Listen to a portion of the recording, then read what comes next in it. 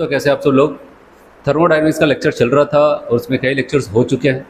पिछले लेक्चर पे मैंने आपको वहाँ पर बताया था बॉन्ड एनर्जी के बारे में, बॉन्ड एनर्जी क्या होता है और अगर रिएक्टेंट और प्रोडक्ट की बॉन्ड एनर्जी हमें दे दी जाए तो किस प्रकार से हम वहाँ पर हीट ऑफ रिएक्शंस को निकाल सकते थे। उसके बाद मैंने आपको वहाँ पर कुछ थर्मोकेमिकल लॉ के बारे में बताया था, जैसे कि लेवोसियर लैप्लास लॉ, और दूसरा जो कि काफ़ी इंपॉर्टेंट था जिसका नाम था वहाँ पर हेस लॉ। इतना मैंने आपको पिछले टर्न पे कराया था लास्ट लेक्चर में। अगर आपने नहीं देखा तो वहाँ पर जाकर के आप उसको देख सकते हैं। तो आज हम लोग यहाँ पर आने वाले हैं जो पढ़ रहे हैं यहाँ पर, तो आज हम लोग यहाँ पर टॉपिक लेकर के आए हैं डिफरेंट अगर थर्मोडायनेमिक प्रोसेस की बात हो तो हम उसको कैसे देखते हैं, क्या करते हैं। ठीक है, तो आज का टॉपिक यहाँ पर है थर्मोडायनेमिक प्रोसेसेस। तो थर्मोडायनेमिक प्रोसेसेस की अगर हम लोग बात करते हैं तो मतलब कि कोई भी अगर हमारा सिस्टम है या फिर कोई भी चीज़ हमारी कोई केमिकल रिएक्शन चल रही है तो वो इनिशियल से फाइनल पे जाने पर, मतलब एक अवस्था से किसी दूसरी अवस्था में अगर उसको पहुंचाया जाए, उस दौरान हम किस कंडीशन पे उसको हम वहाँ पर पहुंचा रहे हैं, मतलब इनिशियल से फाइनल या फिर एक स्टेट से किसी दूसरे स्टेट में लेके जाना चाहते हैं तो किस कंडीशन पर हम उसको लेकर के जा रहे हैं, उसी बेसिस पे यहाँ पर थर्मोडायनेमिक प्रोसेसेस बनाया गया है। तो चलिए एक एक करके हम सारे थर्मोडायनेमिक प्रोसेसेस को देखते हैं। तो चलो यहाँ पर बात करते हैं।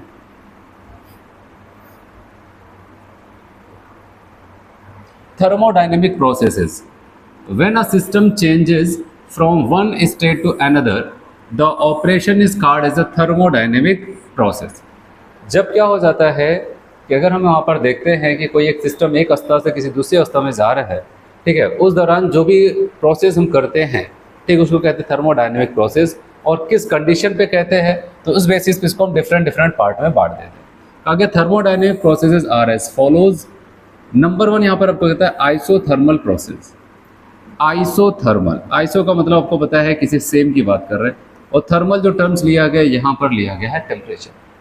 तो पहला जो प्रोसेस आपको समझाने जा रहा है, कह रहे अगर ऐसा कोई भी प्रोसेस हो जो आइसोथर्मल है, इसका मतलब कि वहाँ पर कि आप एक अवस्था से दूसरी अवस्था में जा रहे हैं, जितनी टेम्परेचर पहले थी उतनी ही टेम्परेचर बाद में भी आपको देखने को मिलता है। मतलब टेम्परेचर में कोई डिफरेंसेस नहीं है, इनिशियल और फाइनल टेम्परेचर क्या है, सेम है।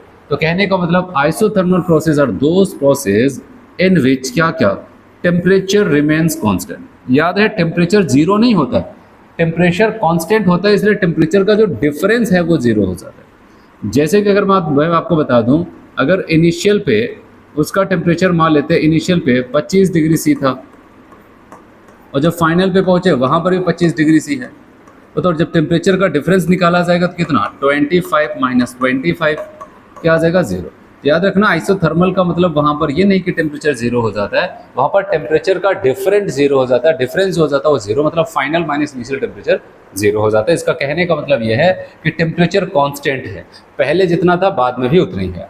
ठीक है, heat is exchange with surrounding, इस बात का ध्यान देना है, टेम्परेचर में बदलाव नहीं हो रहा है। हाँ, हीट का आदान प्रदान हो सकता है, सिस्टम से हीट सराउंडिंग में आ सकती है, सराउंडिंग से सिस्टम में जा सकती है, और ये प्रोसेस चल रहा है, लेकिन टेम्परेचर नहीं बढ़ रहा है ना तो घट रहा है, टेम्परेचर कांस्टेंट है। ठीक है, जैसे हम एक सिंपल सा एग्जांपल ले लेते हैं। मान लेते हैं अगर यहाँ पर कोई प्रोसेस ऐसा चल रहा है, ऐसे ये हमारा एक सिस्टम है। अब यहाँ पर जब मान लेते हैं जितनी एनर्जी ये सिस्टम ले रहा है, एनर्जी या फिर हीट, ठीक है, उसको किसी फॉर्म से क्या करता है, दूसरे साइड से वहाँ पर निकालता भी जा रहा है, एनर्जी या फिर हीट। अभी आगे मैं आपको फर्स्ट लॉ थर्मोडायनेमिक्स बताऊंगा तो आपको और अच्छे समझ में आएगा। एनर्जी को निकालता है, आपको पता है जितनी एनर्जी ले रहा है दूसरी साइड उतनी एनर्जी निकालता जा रहा है। इसका मतलब यहाँ पर वो एनर्जी को स्टोर नहीं कर पा रहा है, एनर्जी स्टोर नहीं होगी तो इसका टेम्परेचर नहीं बढ़ेगा। तो ये एक तरफ से ले रहा है, दूसरी तरफ से उसको निकालता जा रहा है, इसीलिए यहाँ पर हीट का आदान प्रदान तो होता हुआ दिखाई दे रहा है, लेकिन टेम्परेचर में कोई भी इंक्रीमेंट नहीं देखने को मिल रहा है। तो इसलिए बताया गया heat change exchange with surrounding, surrounding के साथ हीट का एक्सचेंज हो सकता है, वहाँ पर होता रहेगा। System is placed in a constant temperature bath, जिसको हम थर्मोस्टेट कहते हैं। कांस्टेंट टेम्परेचर बाथ का सिंपल सा मतलब ये है कि टेम्परेचर फिक्स हो गया है। अब यहाँ पर भले हीट आ रही है, एक तरफ से जा रही है, तो नेट वहाँ पर आप बताओगे कोई भी इसके हीट नहीं बढ़ पा रहा है, एक तरफ से आ रहा है, एक तरफ से क्या हो रहा है, जा रहा है, तो वहाँ पर कोई भी चेंजेस नहीं आता है टेम्परेचर में। ठीक है, तो वही आपको यहाँ पर बताएगा। इसमें एक दो और इंपॉर्टेंट पॉइंट्स है, उस पर ध्यान देना है। कह रहे अगर आइसोथर्मल कंडीशंस है तो इस बात का आपको ध्यान देना है, चेंज इन इंटरनल एनर्जी, आपको कह रहा है वहां पर क्या, change in internal energy, change in internal energy and change in enthalpy both equal zero. Only for ideal gases. कह रहे हैं कि यहाँ पर अगर मैं आपको बताऊँ इंटरनल एनर्जी, जिसको मैंने कहा था हीट का चेंज कांस्टेंट वॉल्यूम पर जो नापा जाता है उसको इंटरनल एनर्जी कहते थे। हीट का चेंज कांस्टेंट प्रेशर पे नापा जाए तो एंथैल्पी चेंज।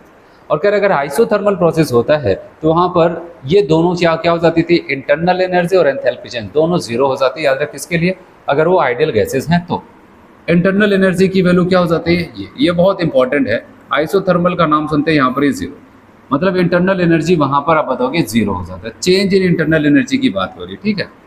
और चेंज इन इंटरनल एनर्जी के लिए फॉर्मूला हो जाता है NCV डेल्टा टी।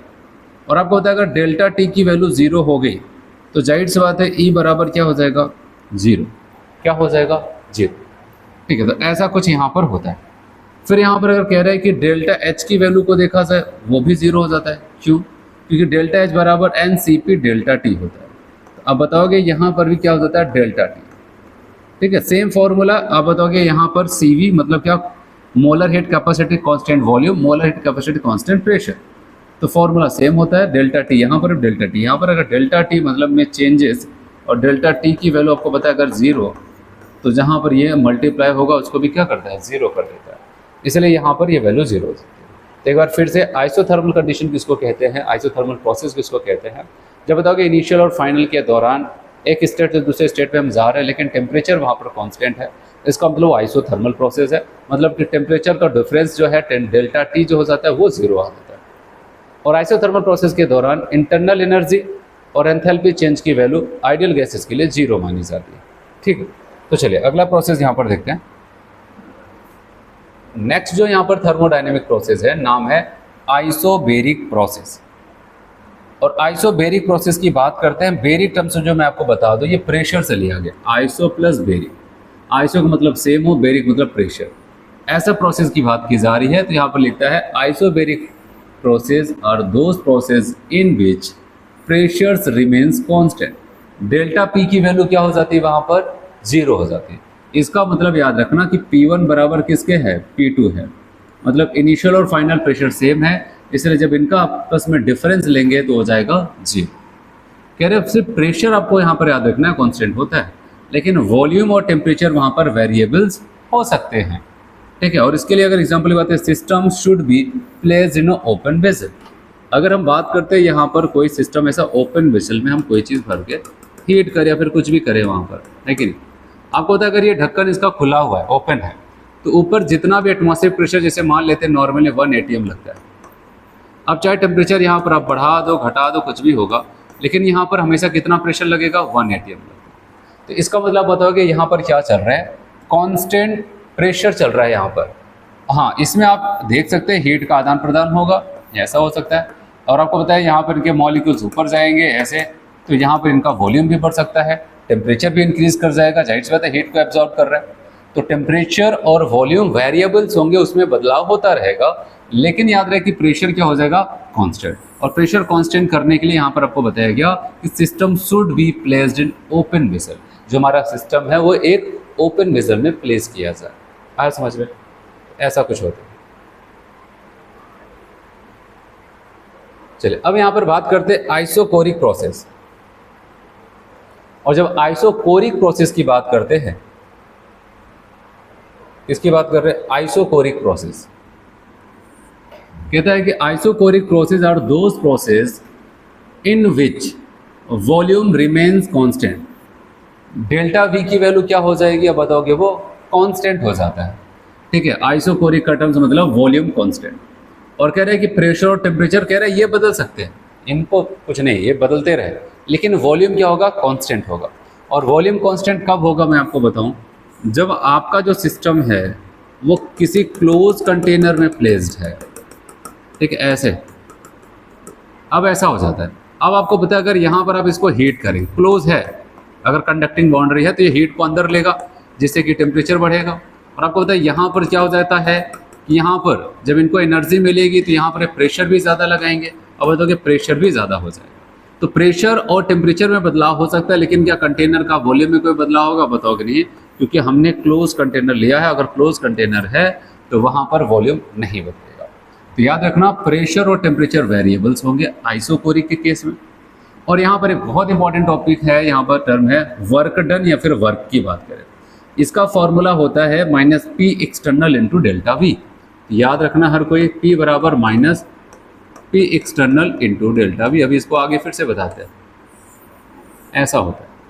बताओ, अगर मैं कह दूं कि कोई आइसोकोरिक प्रोसेस है, आइसोकोरिक प्रोसेस मतलब वॉल्यूम का जो चेंज है वो क्या हो जाएगा, जीरो। चेंज मतलब कि इनिशियल फाइनल सेम है, अगर ये जीरो हो गया तो ये टर्म जीरो, और अगर ये जीरो हो गया तो आपको पता है ये जीरो तो पूरा टर्म जीरो, तो W बराबर क्या कर देगा, जीरो। इसका मतलब कि वर्क डन क्या हो जाता है वहाँ पर, जीरो हो जाता है। तो वर्क डन W बराबर minus P into delta we, और डेल्टा वी की वैल्यू जीरो तो W की वैल्यू क्या हो जाएगा, जीरो हो जाएगा। ठीक है, तो बताया गया system should be placed in close vessel. ठीक है, अगर आप ऐसा देखना चाहते हैं तो आपका जो सिस्टम होगा वो क्लोज्ड वेसल के अंदर प्लेस्ड होना चाहिए। आया समझ में? बस यहाँ पर सबसे मेन आइसोकोरिक आए तो आप तुरंत याद रखना, वहाँ पर क्या हो जाता है, वर्क डन जीरो हो जाता है, क्योंकि वहाँ पर वर्क डन का फॉर्मूला होता है P external into delta we. ठीक है, तो इसीलिए आप बताओगे डेल्टा वी की वैल्यू जीरो, तो ये जीरो हो जाता है। तो हम लोग तीन प्रोसेस यहाँ पर देख चुके हैं, isothermal process temperature constant, isobaric process pressure constant, isochoric process जिसमें क्या हो जाता था, वॉल्यूम कांस्टेंट हो जाता है। अगर टेम्परेचर कांस्टेंट हुआ तो कौन सी वैल्यू जीरो होगी, डेल्टा ई और डेल्टा एच। ठीक है, और अगर वॉल्यूम कांस्टेंट हुआ तो कौन सी वैल्यू जीरो होगी, वर्क डन। चलिए अगला प्रोसेस यहाँ पर देखते हैं, नाम है एडियाबेटिक प्रोसेस। और एडियाबेटिक प्रोसेस की अगर बात आती है, एडियाबेटिक प्रोसेस कहता है adiabatic process are those process in which क्या होता है, no exchange of heat take place. Heat का कोई एक्सचेंज नहीं होगा, मतलब कि यहाँ पर मैं आपको बताऊं, जैसे हमारे पास कोई ऐसा सिस्टम होगा,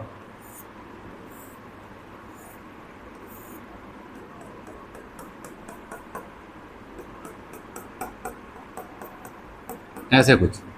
अब यहाँ पर क्या हो जाता है, हम यहाँ पर जो बाउंड्री यूज करते हैं, ये सारे टर्म्स मैंने आपको पहले लेक्चर में बताया था, वो इंसुलेटेड होगा, इंसुलेटेड होगा। इंसुलेटेड का मतलब अब ये क्या कर जाता है, ना तो बाहर से हीट को अंदर आने देगा, ना तो अंदर से हीट को बाहर जाने देगा। आया समझ में? हीट का आदान प्रदान नहीं होगा, इसका मतलब कि हम अपना सिस्टम एक इंसुलेटेड कंटेनर के अंदर प्लेस्ड कर रहे हैं, जिससे कि अब चाहे जितनी हीट हो बाहर सराउंडिंग में, वो अंदर प्रवेश नहीं करेगी, अंदर चाहे जितनी हीट हो वो बाहर नहीं निकलेगी। तो इसको हम क्या बोलते हैं, एडियाबेटिक प्रोसेस। क्यू की वैल्यू जीरो होती है। ठीक है, मतलब हीट जो आदान प्रदान होती है उसी को हम कहते हैं क्यू। जो हीट अंदर से बाहर निकली, जो बाहर से अंदर, उसको क्यू कहते हैं। और जब कुछ गया नहीं, कुछ आया नहीं हीट, तो उसको क्या बोलेंगे, जीरो। क्यू की value zero. The temperature of the system varies. ठीक है, सिस्टम का जो टेम्परेचर होगा वो बदलाव होता रहेगा, उसमें बदलाव हो सकता है यहाँ का टेम्परेचर बदल रहा हो सकता है बाहर का टेम्परेचर वो बदल सकता है। ठीक है, यहाँ पर अंदर में टेम्परेचर बदला जा सकता है, लेकिन चाहे जो भी हो जाए बताओगे ये बाहर नहीं जाएगा। ठीक है, तो ये आपको ध्यान देना है। टेम्परेचर बदलने का मतलब जैसे हो सकता है हम कोई फिजिकल प्रोसेस कर रहे हैं, वहाँ पर जो भी लिक्विड्स वगैरह जो भी सब्सटेंस, उसको ऐसा वहाँ पर क्या करते हैं, किसी सिस्टम से कोई भी ऐसा लेते हैं, उसकी वजह से उसको बहुत ज़्यादा तेज से घुमाते हैं, तो घुमाने की वजह से हो सकता है यहाँ पर हीट बढ़ जाए, या फिर कोई इलेक्ट्रिक सोर्स वगैरह यूज़ कर ले जिसकी वजह से यहाँ पर क्या हो जाए, अब बताओ कि हीट बढ़ जाए, टेम्परेचर। ठीक है, या फिर हो सकता है कोई केमिकल रिएक्शंस करा रहे हैं यहाँ पर ऐसा इंसुलेटेड कंटेनर में, जहाँ पर अंदर रिएक्शंस हो रही है, हीट तो इवॉल्व हो रही है, लेकिन इसकी बाउंड्रीज क्या हो जाती है, वहाँ पर इंसुलेटेड होने की वजह से हीट बाहर नहीं जा पा रही है। तो ये चीज़ें हो रही है, इसीलिए यहाँ पर आपको कहता है भाई ऐसा नहीं कि आप बताओ कि टेम्परेचर में बदलाव नहीं, टेम्परेचर में बदलाव हो सकता है लेकिन हीट में का एक्सचेंज नहीं होगा। कह रहे the system is thermally isolated, इसको कहते हैं आइसोलेटेड सिस्टम, जो पहले लेक्चर में मैंने आपको बताया था। This can be done by keeping the system in an insulated container. इस बात का भी ध्यान देना, अगर एडियाबेटिक प्रोसेस आपको कराना है तो वहाँ पर इंसुलेटेड कंटेनर का यूज़ करना पड़ेगा। आज समझिए। तो चलिए अगला यहाँ पर बात करते हैं हम लोग, कितने प्रोसेस हुए बताओ फिर से एक बार, कितने प्रोसेस हुए। मैंने आपको बताया वहाँ पर 4 प्रोसेस हो गया, और एक बार फिर से बताते चलो चारों का नाम। पहला आइसोथर्मल टेम्परेचर कांस्टेंट, उसकी वजह से इंटरनल एनर्जी एंथैल्पी चेंज का चेंज क्या हो जाएगा, जीरो। दूसरा आप बताओगे वहाँ पर आइसोबेरिक प्रोसेस, प्रेशर का चेंज जीरो, मतलब प्रेशर कांस्टेंट। तीसरा आइसोकोरिक, वॉल्यूम का चेंज जीरो, मतलब वॉल्यूम कांस्टेंट, और उसकी वजह से क्या जीरो हो जाता था, वर्क डन। फिर मैंने कहा एडियाबेटिक प्रोसेस, यहाँ पर क्या जीरो होता था, क्यू जीरो होता था, डेल्टा क्यू नहीं, क्यू Q है क्या, जितनी हीट बाहर गई या फिर बाहर से जितनी हीट अंदर आई उसकी वैल्यू होती है Q, और वो क्या हो जाता है, 0 हो जाता है। तो चलिए अब यहाँ पर अगला प्रोसेस का नाम देखते हैं, नाम है इसका साइक्लिक प्रोसेस। क्या नाम चलता है इनका, साइक्लिक प्रोसेस। कह रहे when a system undergo a number of different processes and finally return to its initial state is termed as cyclic process. जिसे मान लेते हैं एक हमारा सिस्टम है, अभी किसी टेम्परेचर प्रेशर किसी कंडीशन पर है, फिर घुमा करके कहीं और पहुंचा, फिर कहीं और पहुंचा, कहीं और कहीं और कहीं और कहीं और, फिर फाइनली पता चला वही टेम्परेचर प्रेशर वही सारे सिस्टम पे फिर से पहुंच गया। तो इसलिए कहा गया कि अगर हम साइक्लिक प्रोसेस की बात करें, मतलब जहाँ से चले थे घूम फिर करके वहीं पर फिर पहुंच गए, ठीक उसी कंडीशन पे फिर से आ गए, तो उस दौरान भी अगर हमसे पूछा जाए तो हम कहेंगे जितने भी हमारे स्टेट फंक्शन की क्वांटिटी, पहले लेक्चर में बताया था स्टेट फंक्शन की क्वांटिटी होती है वो सब के सब क्या हो जाती हैं, 0। क्योंकि स्टेट फंक्शन की क्वांटिटी कहता है मुझे बस फाइनल और इनिशियल से मतलब है, जब घूम करके वही फाइनल वही इनिशियल और सेम वैल्यू को आपस में घटाएंगे, क्योंकि स्टेट फंक्शन की क्वांटिटी को हमेशा फाइनल माइनस इनिशियल करके देखा जाता है उसका चेंज। तो आपको पता है कि वहाँ पर सेम वैल्यू को आपस में घटाएंगे तो क्या आएगा, 0 आता है। तो वही आपको यहाँ पर बता रहा है, ठीक है। When a system undergo a number of different processes and finally return to its initial state it is returned as cyclic process. तो इसी को हम क्या बोलते हैं, वहाँ पर साइक्लिक प्रोसेस के नाम से जानते हैं। फिर बताया गया in a cyclic process change in all state function will be 0।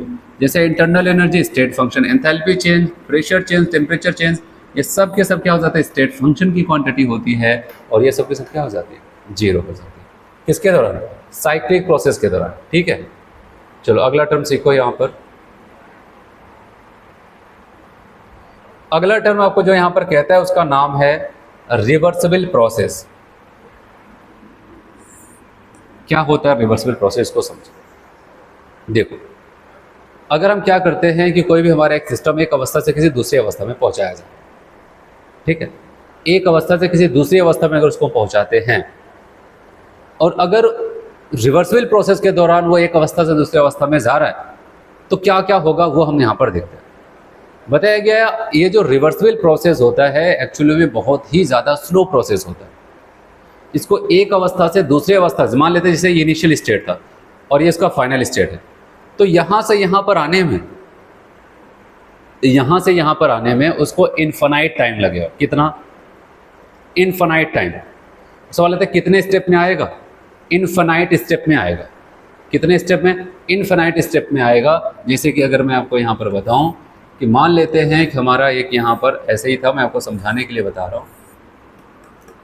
एक अवस्था ये है, ठीक है, यहाँ पर जो भी भरा होगा गैसेस वगैरह कुछ भी, और इसका जो यहाँ पर एक फाइनल स्टेट की बात करते हैं, यहाँ पर आपको बताता है, ठीक है, ऐसे यहाँ पर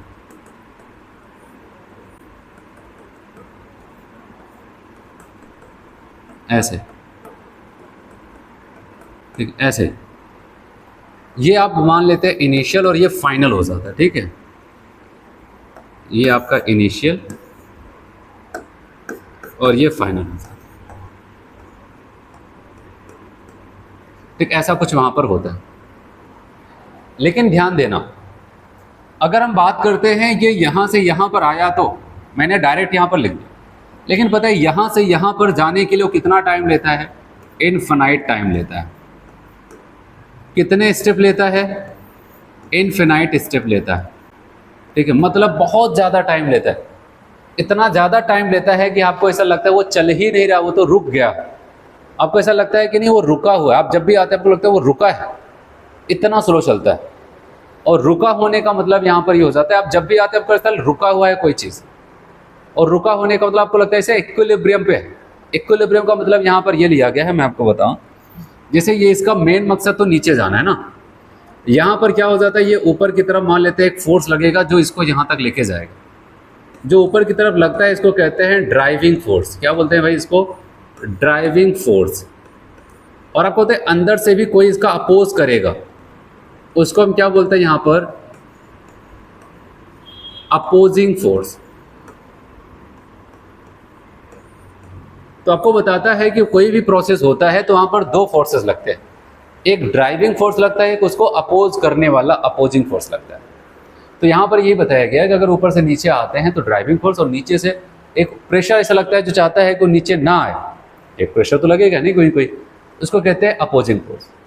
तो कहा गया कि वैसे तो अगर देखा जाए रियल में चाहिए, अगर यहाँ से वो यहाँ तक पहुँच रहा है तो कहता है ये जो ड्राइविंग फोर्स है ये अपोजिंग फोर्स से ज़्यादा होता है, लेकिन कितना ज़्यादा होता है? इनफाइनेटिस्मली ग्रेटर देन होता है अपोजिंग फोर्स। ड्राइविंग फोर्स को लिखता है यहाँ पर कि इनफाइनेटिस्मली ग्रेटर देन अपोजिंग फोर्स। मतलब इसका मतलब क्या होता है? इनफाइनेटिस्मली ग्रेटर देन का मतलब बहुत ही कम ज़्यादा होता है, मतलब बहुत ही माइन्यूट सा ही ज़्यादा होगा।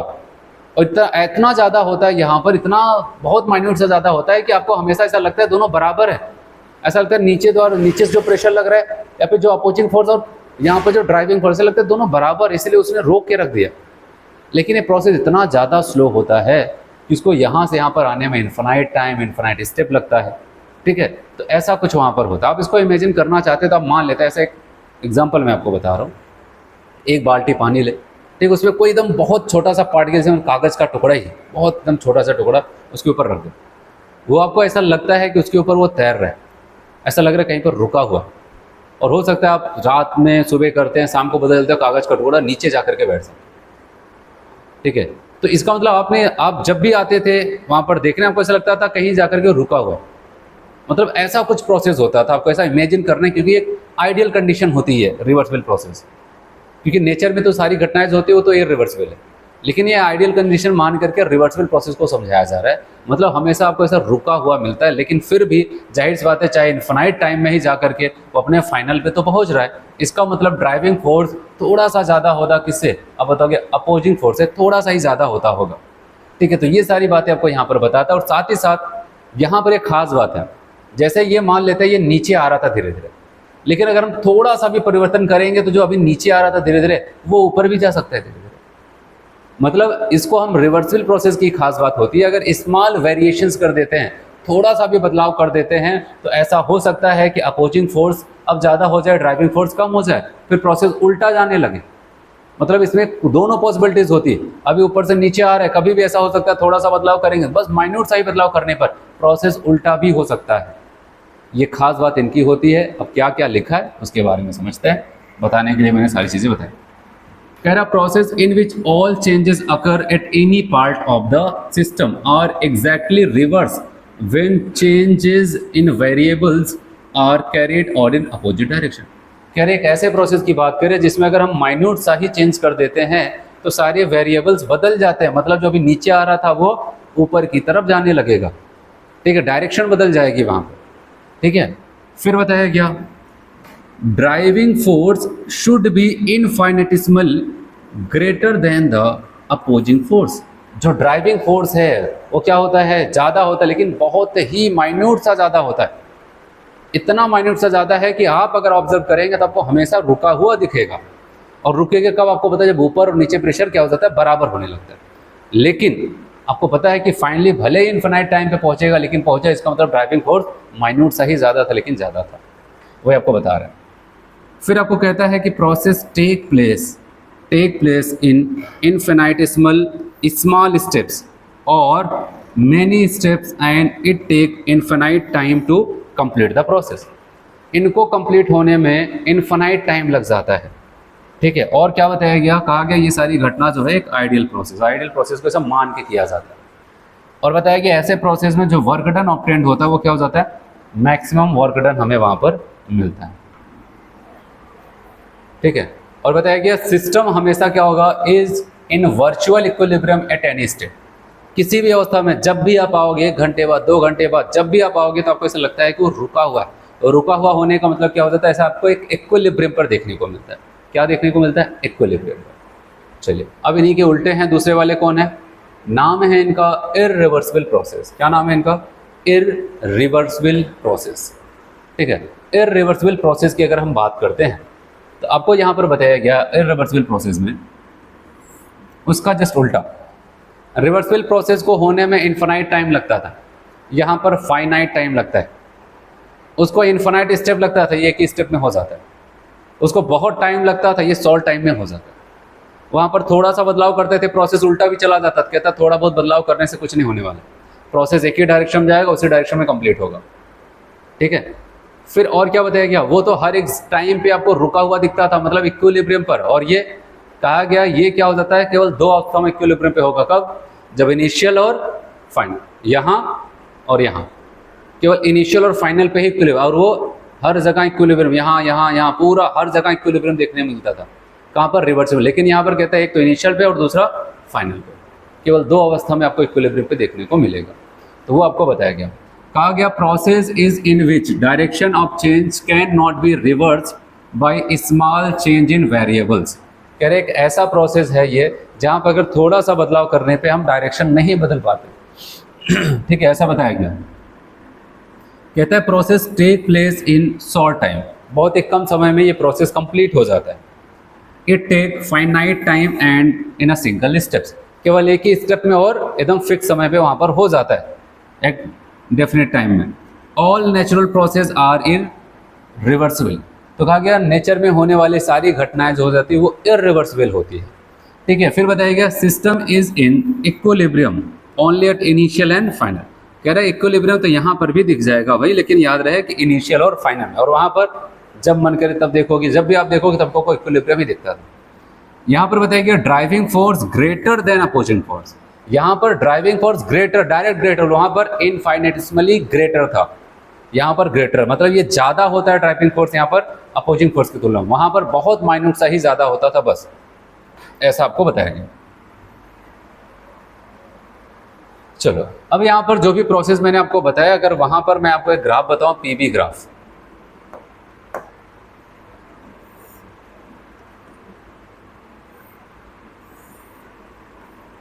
पीबी ग्राफ में ये वाला जो वाई एक्सिस है पी को बताएगा और एक्स एक्सिस यहाँ पर वी को बताएगा, ऐसा कुछ हो जाता है। अब उसके बाद अगर हम लोग बात करते हैं यहाँ पर, ध्यान से समझना, प्रेशर और वॉल्यूम वैसे हर किसी को पता है वो क्या हो जाते हैं, यहाँ पर एक दूसरे के इन्वर्सली होते हैं। ठीक है, लेकिन अगर कभी ऐसा हो जाए कि पता चले कि हम क्या कर रहे हैं, यहाँ पर हैं, वॉल्यूम अभी कुछ और होगा, हम वॉल्यूम बढ़ाते जा रहे हैं, वॉल्यूम बढ़ता जा रहा है बढ़ता जा रहा है, लेकिन प्रेशर पर कोई फर्क ही नहीं पड़ रहा। हम वॉल्यूम बढ़ाते जा रहे हैं लेकिन प्रेशर पे कोई भी फर्क नहीं पड़ रहा है। इसका मतलब कि प्रेशर पहले इस वॉल्यूम पे जितना था इस वॉल्यूम पे भी उतना ही है और इस वॉल्यूम पे भी उतना ही है। तो ऐसे प्रोसेस को हम कहते हैं भाई, ये तो क्या हो जाता है आपका आइसोबेरिक। ये जो ग्राफ यहाँ पर है, जो लाइन खींची गई, वो किसको इंडिकेट करता है, आइसोबेरिक। आइसोबेरिक का मतलब प्रेशर कांस्टेंट है। अच्छा, अगर कुछ ऐसा हो जाए, प्रेशर को हम घटाते जा रहे हैं फिर बढ़ाते जा रहे हैं लेकिन वॉल्यूम में कोई चेंज नहीं आ रहा, इसका मतलब इसको हम क्या बोलेंगे यहाँ पर, आइसोकोरिक वॉल्यूम कांस्टेंट। आप देख रहे हैं यहाँ पर जब प्रेशर इतना था तभी वॉल्यूम वही था, प्रेशर इतना हुआ अभी वॉल्यूम हुई, प्रेशर इतना हुआ वॉल्यूम है, प्रेशर इतना हुआ वॉल्यूम हुई। ठीक है, ये चीज़ें आ जाती हैं। अब यहाँ पर ध्यान दें, ये दो लाइनें और हमें ध्यान देनी है जो प्रेशर और वॉल्यूम के साथ चेंजेस को दिखाती है। और अगर यहाँ पर मैं ऐसे एरो नीचे की तरफ दिखा रहा हूँ, मतलब वॉल्यूम का बढ़ता हुआ क्रम है, और इसको अगर एक लाइन से दिखाना हो तो मैं इसको आपको यहाँ पर बता सकता हूँ। यहाँ पर एक्सपेंशन हो रहा है, क्या हो रहा है, एक्सपेंशन। एक्सपेंशन की बात हो रही है, मतलब वॉल्यूम बढ़ाते हुए, तब यहाँ पर हम इसका इफेक्ट देख रहे हैं। ये इन दोनों की बात कर रहे हैं। तो बताया कि अगर एक्सपेंशन का केस आता है तो याद रखना जो ऊपर वाला आपको दिखाई दे रहा है यहाँ पर, क्योंकि दोनों बता रहे हैं कि जैसे वॉल्यूम बढ़ाओगे प्रेशर घटेगा। एक बड़ी तेजी के साथ घट रहा है, एक थोड़ा स्लोली घट रहा है। ये स्लोप है ना, ये स्लोप ज़्यादा है, स्लोप कम है। जिसका स्लोप आपको कम दिख रहा है कहाँ पर, एक्सपेंशन के दौरान, तो उसको हम कहते हैं भाई ये आइसोथर्मल है। क्या बोलते हैं इसको, आइसोथर्मल। और जहाँ पर आपको स्लोप ज़्यादा, आप देख रहे हैं ज़्यादा ढलान है, अगर आपको फिसलना हो तो यहाँ पर कम फिसल पाएंगे, यहाँ पर ज़्यादा तेज़ी से फिसलेंगे। ठीक है, तो यहाँ पर आपको ज़्यादा स्लोप दिख रहा है और ज़्यादा स्लोप वाले को हम क्या बोलते हैं यहाँ पर, एडियाबेटिक।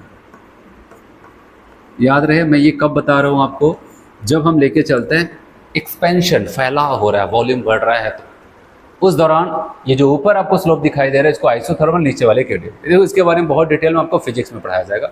वहीं पर इसका डेरिवेशन होगा, वहाँ पर गामा की एंट्री होगी, वो सारी चीज़ आप वहाँ पर देखना। यहाँ पर मैं आपको जितना बता रहा हूँ बस इतना आपको ध्यान देना है। ठीक है, अब ऐसा कुछ हो जाता है, आपको पता है पीवी ग्राफ अगर हम खींचते हैं तो पीवी ग्राफ के दौरान जो भी एरिया कवर किया जाता है वही वर्क डन को बताता है। ठीक है, क्या बताता है, वर्क डन को। अब अगर मैं आपको यहीं पर एक बात बोलूं, अगर हमसे पूछा जाए एडियाबेटिक ग्राफ है, तो इसका वॉल्यूम आप देख रहे हैं यहाँ पर जो एरिया कवर होगा बस इतना होगा ना, यहाँ पर, यहाँ से लेकर के यहाँ पर। लेकिन अगर आइसोथर्मल की बात आएगी तो आप देख रहे हैं यहाँ से यहाँ पर ये ज़्यादा, आइसोथर्मल यहाँ से लेकर के नीचे तक और एडियाबेटिक यहाँ से लेकर के ऐसे नीचे तक। तो कौन ज़्यादा वॉल्यूम कवर करेगा? आइसोथर्मल वाला ज़्यादा वॉल्यूम कवर करेगा। इसीलिए अगर हमसे पूछा जाए भाई वर्क डन, ठीक है, तो अब आप क्या बताओगे? एक्सपेंशन का ही केस चल रहा है यहाँ पर, ठीक है। वर्क डन अगर हमसे पूछा जाए तो आप बताओगे यहाँ पर आइसोथर्मल वर्क डन एक्सपेंशन के दौरान is greater than adiabatic work done.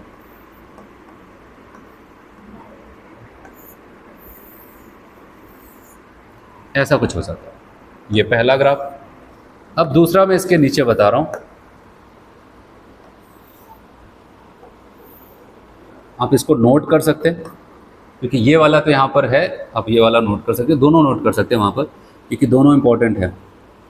ये फिर से ये प्रेशर है और ये वॉल्यूम है। अब यहाँ पर फिर से ऐसी सीधी लाइन दिख रही है, वॉल्यूम बढ़ाते जा रहे हैं, कुछ नहीं हो रहा है। यहाँ पर ऐसा दिख रहा है तो कुछ नहीं हो रहा है। तो आपको फिर से बताया ये क्या हो जाएगा? आइसोबेरिक वाला हो जाता है और ये आइसोकोरिक वाला, ठीक है। अब यहाँ पर बात करते हैं और इस दौरान हम यहाँ पर कंप्रेशन की बात करेंगे। ये दो लाइनें फिर से आई हैं लेकिन यहाँ पर मैं एरो ऊपर की तरफ दिखा रहा हूँ, इसको मैं कहने वाला हूँ यहाँ पर कंप्रेशन। कंप्रेशन का मतलब बताओ? वॉल्यूम कम किया जा रहा है। इस कंडीशन पे याद रखना, ये वाला जो ग्राफ आपको दिखाई दे रहा है ऊपर की तरफ, अब ये बन जाता है आपका एडियाबेटिक। क्या बन जाता है भाई? एडियाबेटिक। और ये नीचे जिसमें ज़्यादा स्लोप दिखाई दे रहा है, अब ये क्या हो जाएगा आपका? आइसोथर्मल।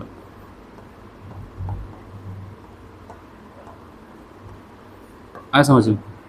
अच्छा, इस कंडीशन पे अगर आपसे पूछा जाए, इस कंडीशन पे अगर आपसे पूछा जाए कि मुझे ये बताओ वर्क डन किसका ज़्यादा किसका कम, कब? ये कंप्रेशन के केस में। तो अब यहाँ पर हर कोई ध्यान देगा, वर्क डन बराबर, आप बताओगे ये कंप्रेशन का केस है, ये दूसरे वाले केस की बात कर रहा हूँ मैं, ये पहला वाला केस ऊपर है, दूसरा वाला नीचे। इस कंडीशन पे आप बताओगे कि अब बताओ ये एडियाबेटिक वाला ज़्यादा वॉल्यूम कवर करेगा ना, यहाँ से इसकी लाइन के नीचे जितना भी यहाँ पर एक्स एक्सिस ज़्यादा उस पर लाइन खींचो। अब यहाँ पर इसके लिए इतना खींचोगे तो ये कम आएगा, ये ज़्यादा आएगा। तो आप बताओगे यहाँ पर वर्क डन एडियाबेटिक ज़्यादा हो जाएगा किसमें? आइसोथर्मल में, ठीक है। तो ये आपको ध्यान देना है कि मैंने आपको यहाँ पर बताया, आप इसको नोट भी कर सकते हो। क्या बताया आपको यहाँ पर कि अगर हम क्या करते हैं एक्सपेंशन के दौरान देखते हैं, तो पहली बात तो यहाँ पर ये अगर आप देख रहे हैं कि वाई एक्सिस पे, एक्स एक्सिस पे बढ़ते जा रहे हैं, वाई एक्सिस पे कोई भी चेंजेस नहीं आ रहा है, आइसोबेरिक। और अगर आप देख रहे हैं वाई एक्सिस पे बढ़ते जा रहे हैं, घटते जा रहे हैं, लेकिन एक्स एक्सिस पे कोई परिवर्तन नहीं हो रहा है, तो इसका मतलब आइसोकोरिक। बचे दो और, आइसोथर्मल और एडियाबेटिक। तो अगर हम बाहर की तरफ, यहाँ पर मैंने कहा कि मैंने एक्सपेंशन बोल दिया तो ऊपर वाला स्लोप क्या हो जाएगा? अब बताओगे वो आइसोथर्मल, नीचे वाला अब बताओगे एडियाबेटिक। और ऊपर वाला जो होगा वो ज़्यादा वॉल्यूम एरिया कवर करेगा, इसका मतलब उसके द्वारा वर्क डन ज़्यादा, आइसोथर्मल वाला ज़्यादा, एडियाबेटिक कम। लेकिन कंप्रेशन की बात करते हैं तो यहाँ पर ग्राफ अब बदल जाता है, ये आइसोथर्मल अब बताओगे यहाँ पर आइसोबेरिक और उसके बाद आइसोकोरिक में कोई चेंजेस नहीं। लेकिन अब एडियाबेटिक आइसोथर्मल में चेंजेस होगा, ऊपर वाला अब उल्टा हो जाएगा, पहले एडियाबेटिक नीचे था, आइसोथर्मल ऊपर था, अब एडियाबेटिक ऊपर और आइसोथर्मल नीचे हो जाता है। और अब इसका मतलब एडियाबेटिक ज़्यादा वॉल्यूम कवर एरिया कवर करेगा, तो एडियाबेटिक ज़्यादा और आइसोथर्मल कम हो जाता है। समझ में इतना सब कुछ आ रहा है समझ में? ठीक है, तो नोट कर रहा हूँ, नोट करो, नहीं तो अब देखते हैं यहाँ पर क्वेश्चन। चलो, ये नीट 2024 में पूछा हुआ क्वेश्चन है, देखो सॉल्व होता है कि नहीं होता है। बहुत ही सिंपल सा क्वेश्चन था यहाँ पर, नीट 2024। आप देखते जाएंगे, आपको खुद पता चल जाएगा। कह रहा भैया लिस्ट ए है, लिस्ट बी है, ये प्रोसेस है, ये कंडीशन है, मैच करके दिखाओ। आइसोथर्मल का मतलब क्या होता है बताओ? टेम्परेचर क्या हो जाएगा? Constant, carried out constant temperature, आपने कहा ये गया सेकंड वाले के साथ। आइसोकोरिक का मतलब क्या हो जाता है? कैरीड आउट कांस्टेंट वॉल्यूम, ये गया यहाँ पर। आइसोबेरिक का मतलब क्या हो जाएगा? Carried out constant pressure. Adiabatic का मतलब क्या हो जाता है? Carried out no heat change. ठीक है, हो गया काम। तो अब बताओ कि second, third, fourth and first, second, third, fourth and first. अब बताओ ऑप्शन भी ऐसा बनाया गया था कि अगर आपने केवल आइसोथर्मल में मैच कर लिया कॉन्फिडेंटली, उसके बाद कोई ऑप्शन ही नहीं था, क्योंकि ए के साथ सेकंड केवल एक ही ऑप्शन था, यही वाला, उसी में सही हो जाता है। आज समझ में? तो थर्मोडायनेमिक प्रोसेस आपको समझ में आया, क्या क्या बातें वहाँ पर इंपॉर्टेंट थी। नाम आइसोथर्मल, एडियाबैटिक, आइसोकोरिक, ठीक है, आइसोबेरिक, ऐसा टर्म्स आपको आता है तो क्या आपको समझ में आ जाएगा कौन कांस्टेंट होने वाला है। ठीक है, साइक्लिक प्रोसेस क्या हो जाता है, रिवर्सिबल प्रोसेस क्या हो जाता है और इरिवर्सिबल प्रोसेस क्या हो जाता है। चलो थोड़ी सी चर्चा करने वाले हैं वर्क डन पे। और वर्क डन के लिए अगर मैं बात करूं, यहाँ पर आपको याद रखना है, पहले तो ये कंफर्म होना चाहिए कि रिवर्सिबल और इरिवर्सिबल की बात होने जा रही है।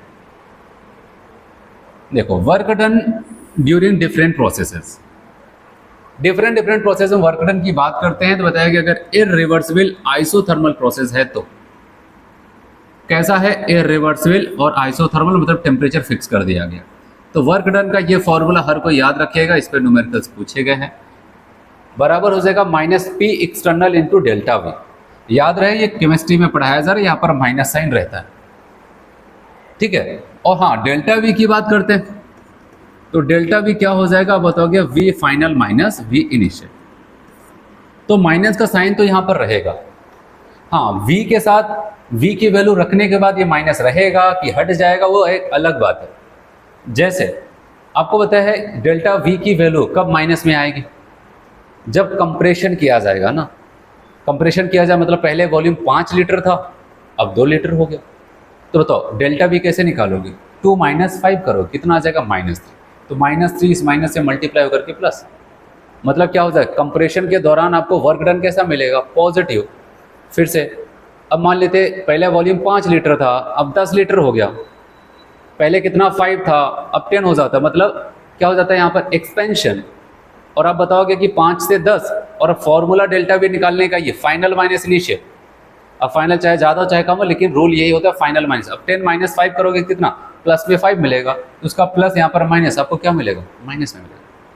तो एक्सपेंशन के दौरान आपको क्या मिलेगा, वहाँ पर वर्क डन नेगेटिव मिलेगा, ठीक है। तो इसीलिए माइनस साइन है यहाँ पर फॉर्मूले में, और उसके बाद डेल्टा वी की जो भी वैल्यू होगी वो यहाँ पर रख देना, रख करके सॉल्व करना, चाहे वो प्लस आया फाइनली चाहे माइनस आया, ठीक है।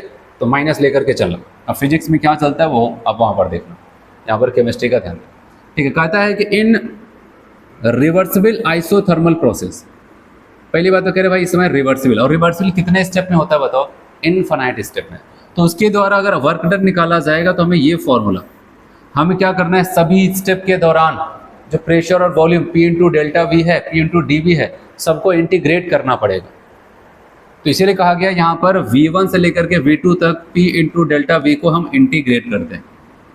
और जब इंटीग्रेट कर लेते हैं तो ये फॉर्मूला याद रखना, न्यूमेरिकल्स इसमें पूछा गया है, ठीक है, 2024 में पूछा गया, इसमें 2.303 nRT log बेस 10, और यहाँ पर आ जाएगा V2 अपान V1। V2 का मतलब बताओ final volume, V1 initial volume. याद रहे माइनस V है, 2.303 NV है, RV और T है, N नंबर ऑफ मोल्स जो उस सिस्टम के अंदर, उस कंटेनर के अंदर जितने मोल्स उसके भरे गए हैं गैसियस मोल, और R आपको बताया gas constant, T absolute temperature kelvin वाला, उसके बाद वॉल्यूम फाइनल वॉल्यूम अपान इनिशियल वॉल्यूम। इसी को आफ्टर इंटीग्रेशन ये फॉर्मूला बन के तैयार हो जाता है। और हर कोई जानता है भाई V और P हमेशा एक दूसरे के क्या हो जाते हैं, इनवर्सली प्रोपोर्शनल होते हैं। तो अब यहाँ पर अगर वर्क डन हम वॉल्यूम की जहाँ पर अगर प्रेशर रखें तो कोई दिक्कत नहीं, -2.303 nRT लॉग बेस 10। अब यहाँ पर क्या करोगे, P1 अपान P2। देखना प्रेशर के साथ मैंने 1/2 किया, वॉल्यूम सर 2 क्योंकि ये दोनों में क्या होता है, उल्टा रिलेशन चलता है। इसलिए अगर प्रेशर का टर्म्स आता है भाई तो वहाँ पर -2.303 nRT log base 10 P1 upon P2। अच्छा, इसको अगर शॉर्ट में लिखा जाए तो आपको बताए क्या, लॉग बेस 10 2.303 को अगर हम हटाना चाहें तो किससे, क्योंकि मैंने हमेशा आपको कन्वर्जन बताया ln, इसकी जहाँ पर अगर लिखना चाहें तो आप लिख सकते हैं लॉग बेस E, या फिर आप लिखना चाहें 2.303 लॉग बेस 10, सबका मतलब एक है। अगर हम चाहे इतने टर्म्स को, इतना टर्म्स मतलब ये और ये हटा करके ln लिख सकते हैं, तो फॉर्मूले को हम ऐसे लिख सकते हैं माइनस उसके बाद nRT ln V2 अपान V1। कल को हो सकता है बाई चांस आपसे फॉर्मूला ही पूछ लेना, क्या पूछ ले, फॉर्मूला ही पूछ ले, तो अब बताओगे minus n R T l n V two upon V one भी आप इसको लिख सकते हैं, ठीक है। तो ऐसा कुछ वहाँ पर होगा। वही आपको यहाँ पर फॉर्मूला बताया गया, याद रखना ये फॉर्मूला याद रहे माइनस के साथ है, ऐसा नहीं कि कल को आप भूल जाओ प्लस लगा दो। और यहाँ पर एन भी है, आर भी है और टी भी है, और V2 2 ऊपर है 1 नीचे है। V2 का मतलब फाइनल है, V1 का मतलब इनिशियल है। वही प्रेशर के साथ रखते हैं तो minus 2.303 n R T log base 10 P1 upon P2 आ सकता है। समझ में, ऐसा कुछ यहाँ पर होता है। चलिए अगर इतना समझ में आया, वर्क डन इरिवर्सिबल प्रोसेस के दौरान और रिवर्सिबल प्रोसेस के दौरान। कई बार क्वेश्चन PYQ वगैरह में इरिवर्सिबल पे ज़्यादा पूछा गया है। अभी जल्दी में यहाँ पर क्वेश्चन जो पूछा गया नीट 2024 में, तो वहाँ पर क्या हुआ था, इरिवर्सिबल रिवर्सिबल प्रोसेस पे आया था क्वेश्चन, जो किसी के जस्ट बात है। अब अगर आप यहाँ पर देखें, ये क्वेश्चन पूछा गया था वहाँ पर, ठीक है, 30 नंबर क्वेश्चन कह रहा है the work done during reversible isothermal expansion of 1 mole, एक data hydrogen gas is 25 degree C from pressure 20 atmosphere to 10। 20 से कितना हो जाता है 10। आपको पता है जब एक्सपेंशन होगा तो प्रेशर कम हो जाता है, वॉल्यूम बढ़ गया तो प्रेशर कम हो जाता है। तो इसका मतलब अगर आप देखो यहाँ पर हमें क्या क्या डाटा दिया गया है। एन अगर कहीं पर यूज़ करना है तो 1 मोल है। टेम्परेचर की बात करते हैं वो 25 डिग्री C है, लेकिन आपको पता है केल्विन में रखना होता है, तो आप बताओगे सॉरी 273 कितना आ जाएगा, 273 यहाँ पर ऐड कर देते हैं 273, और यहाँ पर आ जाएगा 298, इतना केल्विन ना। टेम्परेचर भी मिल गया, और क्या प्रेशर दिया बताओ, 20 कौन सा है P1 और P2 कितना है 10, R की वैल्यू दिख ही रही है सारी चीज़। कह रहे हैं कि भाई वर्क डन बताओ, कोई फॉर्मूला याद आता है क्या। अब बताओ कि जब इसको हम सॉल्व करते हैं और फॉर्मूले की बात करते हैं, तो फॉर्मूला अभी बताया W बराबर माइनस 2.303 nRT लॉग बेस 10। अच्छा प्रेशर के साथ है, तो प्रेशर के साथ क्या करोगे, प्रेशर के साथ आप बताओगे वहाँ पर P1 अपान P2। याद रहे, कल को भूल कर गए P2 अपान P1 कर दिया, हो सकता है कोई ऑप्शन मैच कर जाए लेकिन वो गलत होगा। चलो आते हैं, वैल्यू पुट करते हैं 2.303, N की वैल्यू 1, R की वैल्यू कैलोरी के साथ है, सारे ऑप्शंस उसी के साथ उसने दिया है, अच्छी बात है 2, और T की बात करते हैं कितना 298 इंटू लॉग बेस 10। P1 की वैल्यू देखना 20 दिया है तो 20 ऊपर होगा और 10 नीचे होगा, ये कैंसिल होकर कितना बचेगा log 2, और log 2 की वैल्यू तो हर किसी को पता होगा 2.303 इंटू 1 इंटू 2 इंटू 298 इंटू 0.30, ठीक है, log 2 की वैल्यू। अब आप इसको सॉल्व करेंगे तो आपका यहाँ पर जो वैल्यू आता है, चूँकि माइनस साइन तो है ही, कोई माइनस की वैल्यू कहीं पर है ही, तो माइनस के साथ वैल्यू आएगी 413.14, इतनी कह लो। अच्छा अगर आप इतना भी कंफर्म हो जाते हैं कि माइनस के साथ ही आएगा आंसर, क्योंकि यहाँ पर पहला प्रेशर ज़्यादा है दूसरा कम है, अगर ऊपर वाली वैल्यू ज़्यादा नीचे वाली वैल्यू कम, तो आप बताओगे जो साइन यहाँ पर बना है वही साइन आएगा। तो आप बताओगे यहाँ पर माइनस के साथ केवल एक ही ऑप्शन दिया गया था, माइनस 413.14 कैलोरी, तो हम उसी को टिक कर देते हैं। हाँ समझो, एक ही ऑप्शन था वहाँ पर, उसी को हम टिक कर देते हैं।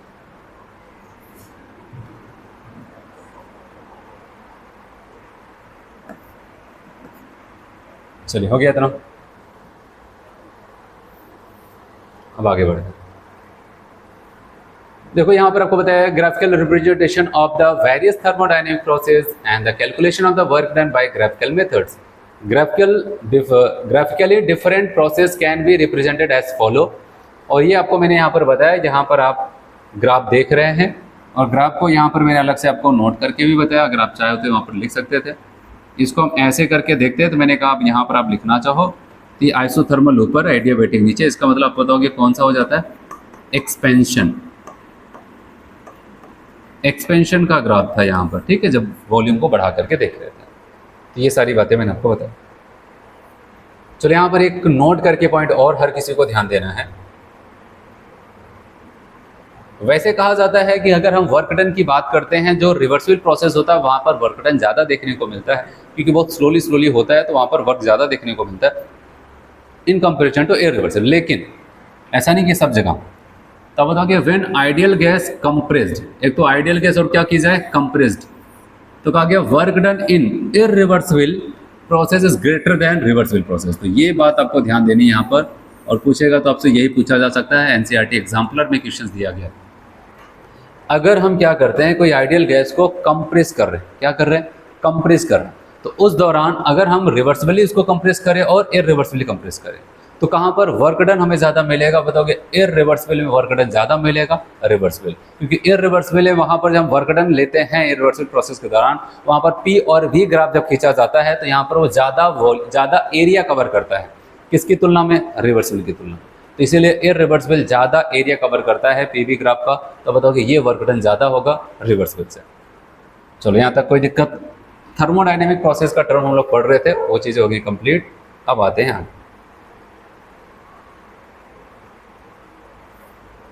अब जब यहाँ पर पहुँचते हैं, नाम है फर्स्ट लॉ थर्मोडायनेमिक्स। ठीक है, थर्मोडायनेमिक्स के पहले लॉ को अगर हम डिस्कस करें तो क्या होने वाला है यहाँ पर मैं आपको बताऊँ। फर्स्ट लॉ थर्मोडायनेमिक्स क्या होता है, एक सिंपल सी लाइन हर किसी को पता भी होगा। कहा गया कि पूरे यूनिवर्स की जो एनर्जी है ना वो कांस्टेंट, वो फिक्स है। पूरा जो यूनिवर्स बनाया गया, पूरा जो ब्रह्मांड बनाया गया, पूरा जो भी है, जो हमें पता है नहीं पता है, पूरा यूनिवर्स, ठीक है, उन सब की एनर्जी फिक्स है। ऐसा लगता है कुछ एनर्जी के साथ उसको बना दिया गया। अब वो जो एनर्जी है और हम लोग क्या करते हैं, बस उसी एनर्जी के साथ खेलते हैं। खेलने का मतलब ये लिया गया, बस एक एनर्जी को किसी दूसरे एनर्जी के फॉर्म में बस कन्वर्ट कर सकते हैं। इलेक्ट्रिकल एनर्जी को हमने क्या किया, केमिकल एनर्जी में, केमिकल को इलेक्ट्रिकल में, किसी को मैकेनिकल में, ऐसे बहुत सारी एनर्जी है वहाँ पर। ठीक है, एक एनर्जी को फॉर्म को केवल दूसरे एनर्जी के फॉर्म में हम केवल कन्वर्ट कर सकते हैं। हम एनर्जी पैदा नहीं कर सकते, हम एनर्जी को नष्ट नहीं कर सकते, बस हमारे पास ये है कि हम उसके साथ खेल सकते हैं, बस उसको एक फॉर्म से किसी दूसरे फॉर्म में कन्वर्ट कर सकते हैं। यही कहता है कौन, फर्स्ट लॉ ऑफ थर्मोडायनेमिक्स। ठीक है, उसमें यही कहता है energy can neither be created not destroy, केवल क्या किया जा सकता है, उसको can be change one form into another, बस यही हो सकता है, इसके अलावा कुछ नहीं हो सकता। ठीक है, तो ये तो हो गया इनका थ्योरेटिकल पोर्शन। अब इसको मैथमेटिकली समझेंगे। यहाँ पर पहले यहाँ पर देखते हैं क्या बोलता है। This law was given by Helmholtz and this law can be expressed as a follows.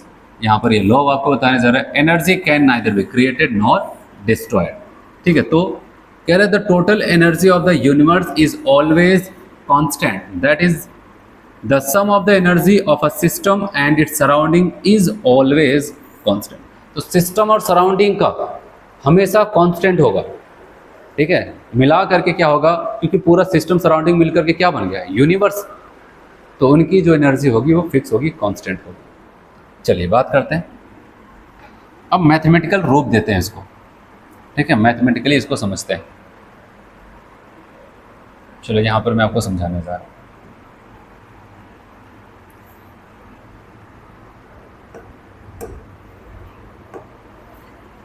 देखो जैसे मैं आपको समझा रहा हूँ यहाँ पर वो समझना। समझने का मतलब ये है कि अगर हम बात करते हैं, मान लेते हैं ये कोई एक सिस्टम है, ये कोई एक सिस्टम है, ठीक है, और हम चाहते हैं इस सिस्टम की इंटरनल एनर्जी बढ़ जाए, और आपको बताया एनर्जी को बस एक फॉर्म से दूसरे फॉर्म में कन्वर्ट किया जा सकता है, और तो कुछ कर ही नहीं सकते हम लोग। ठीक है, तो यहाँ पर मैं आपको जो बताने जा रहा हूँ बस याद रखना, वहाँ पर ये सिस्टम है और कहा गया कि अगर इस सिस्टम की आप इंटरनल एनर्जी को आप बढ़ाना चाहते हो या फिर चेंज करना चाहते हो, आपके पास केवल दो ही रास्ते हैं। वो रास्ता कौन सा है मैं आपको बताऊँ, डेल्टा ई।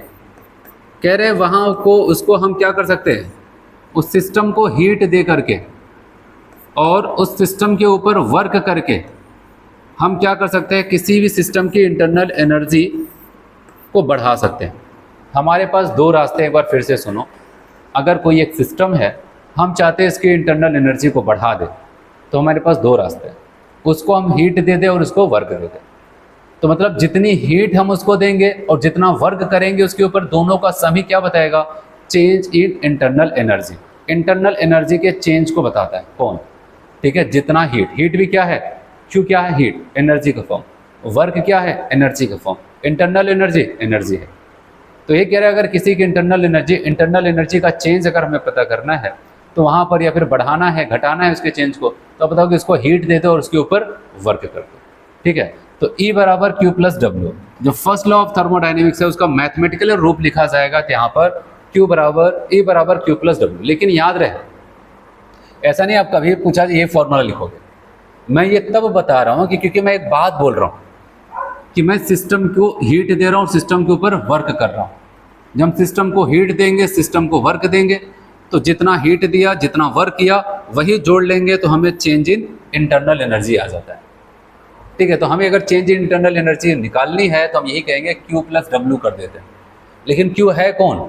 जो सिस्टम को दी गई हीट। W कौन है? सिस्टम के ऊपर किया गया वर्क है। अब सवाल आता है यहाँ पर सबसे मेन है Q और W का साइन, यही सबसे मेन टैलेंट है आपका समझना। ठीक है, पहले तो फॉर्मूला ऐसे याद रखना, Q प्लस डब्ल्यू बराबर डेल्टा ई, फिर Q माइनस के साथ होगा Q प्लस के साथ, W माइनस के साथ होगा प्लस के साथ। अब उसको समझते हैं। समझने का मतलब यहाँ पर इस बात को समझो, आप मान लो तो सिस्टम एक व्यक्ति है, कोई एक आलसी व्यक्ति है, वो चाहता है कि उसकी एनर्जी बढ़ जाए। ठीक है, इंटरनल एनर्जी बढ़ जाए, उसका बैंक बैलेंस बढ़ जाए। ठीक है, तो वो उसका हम क्या कर सकते हैं, उस आलसी व्यक्ति कब खुश होगा? खुश होने का मतलब पॉजिटिव कब होगा? ऐसा इमेजिन करो। अब बताओगे जब आप क्या करो, उसको हीट देने लगो। क्या करोगे उसके ऊपर? हीट देने का मतलब ऐसा समझो, उसको पैसा देने लगो, तब तो खुश हो जाएगा, कहेगा मुझे पैसा मिल रहा है। मतलब अगर सिस्टम को आप हीट दे रहे हैं तो सिस्टम खुश, और सिस्टम खुश तो मतलब पॉजिटिव साइन। और वर्क, उसका कोई काम हो तब उसके काम को भी कर दो। ऐसा मैं एक एग्जांपल बता रहा हूँ। सिस्टम खुश, तो अगर आपको सिस्टम को खुश करना है मतलब पॉजिटिव साइन रखना है Q और W का, तो Q और W तभी पॉजिटिव होगा जब सिस्टम को आप क्या करो? Q दे दो, मतलब हीट दो, सिस्टम को ऊपर आप क्या करो? वर्क करो। सिस्टम से कहते हो तुम कुछ मत करो, मैं तुम्हारा काम कर देता हूँ, तुम्हें जो भी पैसे की जरूरत है मैं तुम्हें दे देता हूँ, तब तो खुश है। खुश है तो उसका कौन सा साइन लगाएंगे? Q और W का पॉजिटिव साइन। अब देखना अब क्या होने वाला। अगर आप कहते हो सिस्टम बहुत हो चुका, अब चलो तुम खर्चा करो। खर्चा करने का मतलब अब क्या होगा बताओ? अब तो उसका पैसा खर्च होगा तो अब Q कैसा दिखेगा? माइनस। अब सिस्टम से कह दो चलो भाई अब बहुत हो चुका, अब तुम चलो काम करो। अब काम करेगा तो उसको नुकसान होगा।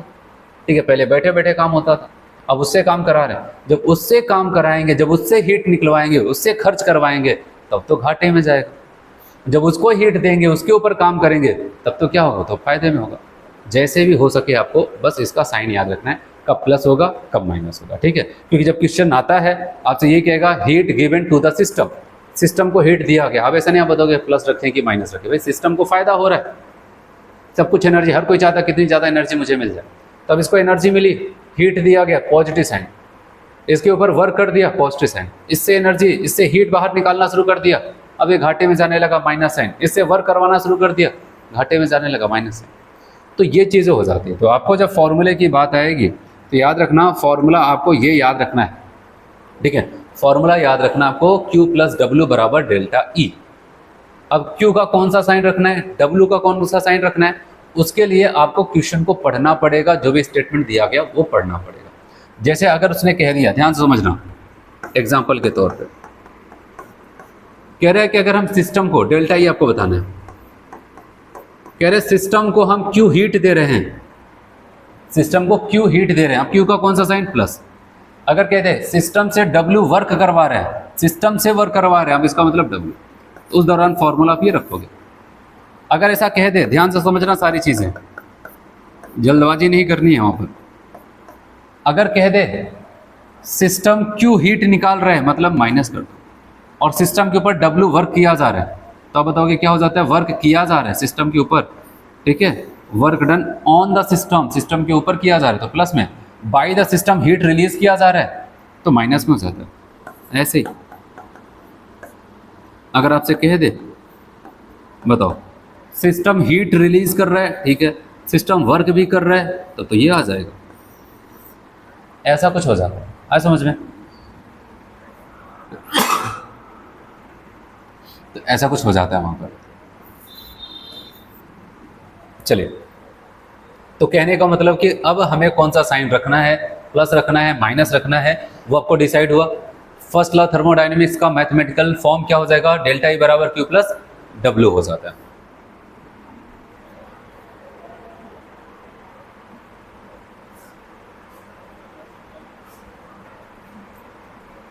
आपको कह रहे थे mathematical form of first law of thermodynamics, कह रहे can be expressed as delta E बराबर Q plus W. Delta E बराबर क्या हो जाएगा, क्यू प्लस डब्ल्यू। लेकिन याद रखना यहाँ पर मैंने फिर से यहाँ पर मेंशन किया नीचे, हियर यहाँ पर मतलब यहाँ पर Q is the energy given to the system, system को जो एनर्जी दी गई है, और W कहता है W is the work done on the system, E delta is the change in internal energy. तभी यहाँ पर मैंने दोनों का प्लस साइन लिख दिया। और आप कौन सा साइन लिखोगे, तो पहले तो जब अपने लिए आप पहले इतना लिख लेना, फिर क्वेश्चंस को पढ़ना, क्वेश्चन को पढ़ने के बाद तब वहाँ पर डिसाइड करना माइनस रहेगा कि प्लस रहेगा, प्लस रहेगा कि माइनस रहेगा, ठीक है। तो ऐसा कुछ हो जाता है। और यहाँ पर आपको नोट करके बताया गया, put the value of Q and W with sign. और साइन कौन सा रखोगे, जो मैंने अभी आपको बताया उसको नोट कर लेना। वहाँ पर जब भी वहाँ पर मैंने बनाया था उसके ऊपर Q दिया, W दिया पॉजिटिव, उससे Q निकाला, W निकाला तो निगेटिव। चलो, जो फर्स्ट लॉ थर्मोडायनेमिक्स का अभी मैंने आपको बताया, अब क्या करते हैं उसका कंक्लूजन देखते हैं। मैंने डिफरेंट थर्मोडायनेमिक प्रोसेस आपको बता दिया, फर्स्ट लॉ थर्मोडायनेमिक्स बता दिया। अब फर्स्ट लॉ थर्मोडायनेमिक्स को हम क्या करते हैं, डिफरेंट थर्मोडायनेमिक प्रोसेस के ऊपर फिट करते हैं और क्या होगा उसको समझते हैं। चलो यहाँ पर समझो, कह रहे हैं कि अगर कोई आइसोकोरिक प्रोसेस होगा, ध्यान से समझना, अगर कोई आइसोकोरिक प्रोसेस है तो क्या होगा, during isochoric process at constant volume. Isochoric का नाम सोते हैं अपने कार्य डेल्टा वी तो जीरो होगा, मतलब V1 और V2 बराबर है, और डेल्टा वी बराबर क्या, V2 माइनस V1 मतलब कि जीरो। क्लियर? अब आते हैं, अच्छा बताओ, अगर आइसोकोरिक प्रोसेस है तो क्या वर्क डन यहाँ पर माइनस होगा, वर्क डन क्या हो जाएगा बताओ, minus P external into delta we. और अगर बताओ भाई अगर पी की डेल्टा वी की वैल्यू जीरो हो तो क्या हो जाएगा, पूरी वैल्यू जीरो, मतलब वर्क डन क्या आ जाएगा, जीरो। वर्क डन क्या आ जाता है, अब बताओगे जीरो। तो आइसोकोरिक प्रोसेस के दौरान, अब इतना तो हम समझ गए हैं भाई, वर्क डन जीरो। और एक फॉर्मूला भी मैंने फर्स्ट लॉ का बताया, डेल्टा ई बराबर क्यू प्लस डब्ल्यू। खुद बताओ, अगर डब्ल्यू भाई साहब यहाँ पर जीरो हो जाते हैं तो डेल्टा ई बराबर क्या हो जाएगा, क्यू। इसका मतलब बताओ इस स्टेटमेंट में कैसे बोले, अगर आइसोकोरिक प्रोसेस होगा, क्या होगा, आइसोकोरिक प्रोसेस है, उस दौरान सिस्टम को जितनी हीट दी जाएगी वही उसका चेंज इन इंटरनल एनर्जी कहलाएगा। क्या बोला, फिर से बताओ, आइसोकोरिक प्रोसेस के दौरान मतलब वर्क डन जीरो, अब डेल्टा ई बराबर क्यू। आइसोकोरिक प्रोसेस के दौरान सिस्टम को जितनी हीट दी जाएगी वही उसका क्या कहलाएगा, चेंज इन इंटरनल एनर्जी, है कि नहीं। अब तो वर्क डन करके बढ़ा ही नहीं सकते, क्योंकि वर्क कर ही नहीं सकते हो, वर्क होगा नहीं तो उसका तो काम खत्म। अब बचा हमारे पास एक ही रास्ता सिस्टम की इंटरनल एनर्जी को बढ़ाने का, वो आप हीट देते जाओ, जितनी हीट देंगे वही उसका क्या कहलाएगा, चेंज इन इंटरनल एनर्जी। आ समझ में। और यहाँ पर वही बताया गया, no work done at constant volume, therefore del E बराबर डेल्टा ई, क्यू बराबर delta E at a constant volume. इसका मतलब क्या हो जाएगा, this during isochoric process heat supply to the system is equal to change in internal energy. वो बराबर हो जाएगा चेंज इन इंटरनल एनर्जी के हो जाता है, ठीक।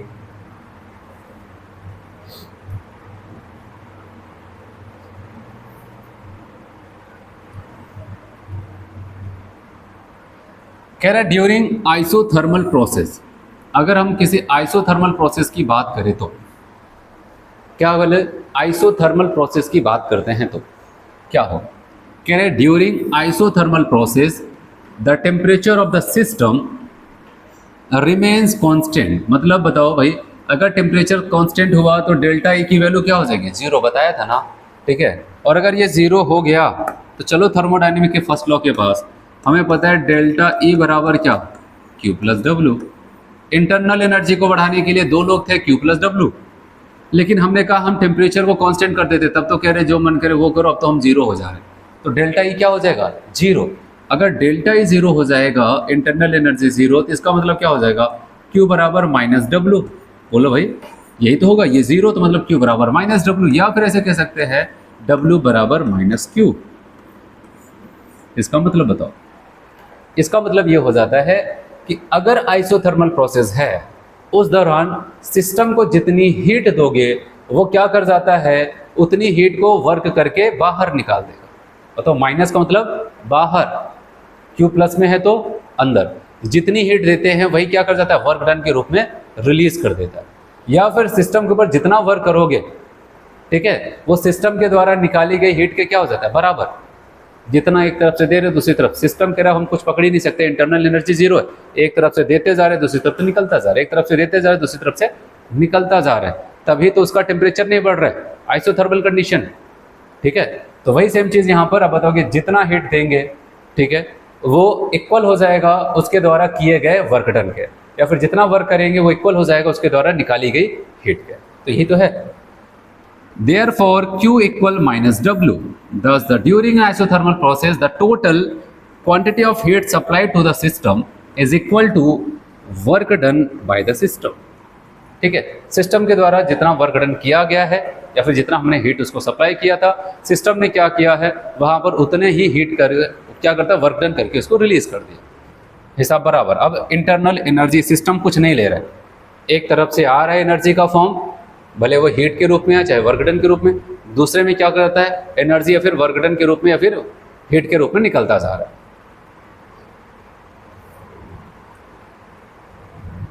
चलो अगला प्रोसेस है ड्यूरिंग एडियाबेटिक प्रोसेस। अब बताओ क्या जीरो होगा, अब बताओ कि एडियाबेटिक का नाम सुनते हैं क्यू जीरो, तो फॉर्मूला चलता है E बराबर Q प्लस W। अगर Q जीरो हो जाता है तो डेल्टा E बराबर किसके हो जाएगा, W के। डेल्टा E बराबर किसके हो जाता है, W के हो जाता है, ठीक है, ऐसा कुछ हो जाता है। तो अब इसका मतलब क्या होगा, अब यहाँ पर वही होगा कि अगर कोई एडियाबेटिक प्रोसेस होगा तो हीट तो हम दे ही नहीं सकते भाई, एडियाबेटिक प्रोसेस का मतलब क्या, कंटेनर इंसुलेटेड होगा।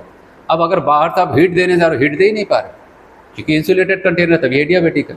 हीट वाली बात तो खत्म, अब क्या बचता है, केवल हम उसके ऊपर वर्क कर सकते हैं, ठीक है, कुछ भी वहां पर करके हो सकता है, कंटेनर भले ही इंसुलेटेड है, वहां पर वॉल्यूम को कम ज़्यादा करके हम क्या कर सकते हैं, वर्क कर सकते हैं, ठीक है, भले हीट आदान प्रदान ना। तो अब क्या हो सकता है कि अब बताओगे जितना वर्क उसके ऊपर किया जाएगा कब, एडियाबेटिक प्रोसेस के दौरान, वही उसका क्या कहलाएगा, चेंज इन इंटरनल एनर्जी। चलिए आते हैं वापस। During adiabatic process the system act as an isolated or insulated system and hence Q equal 0 and such cases therefore delta E equal W। Delta E बराबर किसको हो जाएगा, W के। फिर आपको कहता है कि work done on the system is equal to increase in internal energy. तो वर्क डन जितना उसको दिया गया वही उसका इंक्रीज इन इंटरनल एनर्जी कहलाएगा। सारे प्रोसेस पे आप चीज़ों को फिट करेंगे, आसानी से सब कुछ आपको दिखने लगेगा। बताओ, मैंने आपको साइक्लिक प्रोसेस भी बताया था, याद आया, साइक्लिक प्रोसेस भी तो बताया था। और साइक्लिक प्रोसेस के दौरान इंटरनल एनर्जी क्या हो जाती है, जीरो।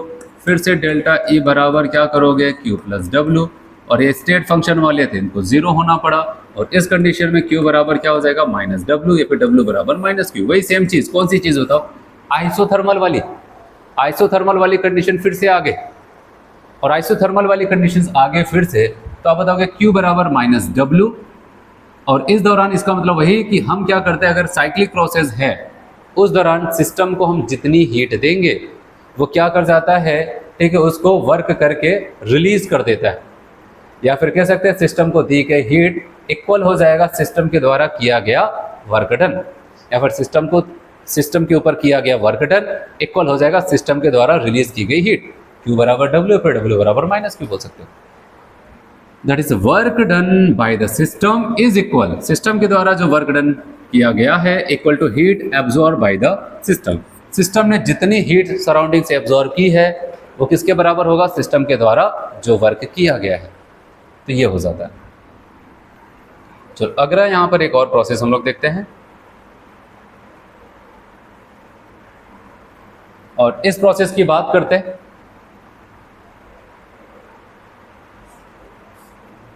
ड्यूरिंग आइसोबेरिक प्रोसेस, ठीक है, और आइसोबेरिक प्रोसेस की बात करते हैं तो यहाँ पर बताया गया let the energy given to the system is Q and work done by the system is W, then internal energy is delta E बराबर क्यू प्लस डब्ल्यू हो जाता है। ठीक है, तो अब यहाँ पर क्या हो जाता है कि अगर हम बात करते हैं डेल्टा ई बराबर क्यू माइनस डब्ल्यू, देखो यहाँ पर आपको ये बताया गया है, ऐसा नहीं आप बताओ ये साइन बदल दिया गया, अब यहाँ पर स्टेटमेंट बदला गया ना इसकी वजह से। ठीक है, कहा गया let energy given to the system Q, Q energy दी गई तो इसको प्लस में रखा है।